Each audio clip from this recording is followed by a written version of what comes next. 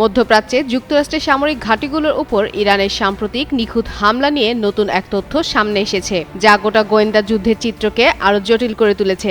London ভিত্তিক গণমাধ্যম financial Times জানায়, এসব হামলার লক্ষ্য নির্ধারণে ইরান নাকি গোপনে একটি চীনা নজরদারি স্যাটেলাইট ব্যবহার করেছে। প্রতিবেদন অনুযায়ী TEE-01B নামে এই স্যাটেলাইটটি চীনের একটি কোম্পানি আর্থ-আই-কো এর নির্মাণ এবং উৎক্ষেপণ করে।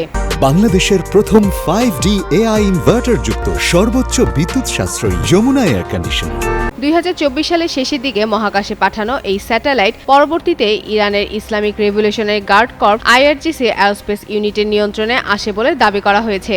ফাঁস হওয়া সামরিক নথির বরাদে বলা হয়, স্যাটেলাইটটি মধ্যপ্রাচ্যে থাকা যুক্তরাষ্ট্রের বিভিন্ন সামরিক ঘাঁটির অবস্থান, কক্ষপথ বিশ্লেষণ ও উচ্চ রেজলিউশনারি ছবি সরবরাহ করেছিল।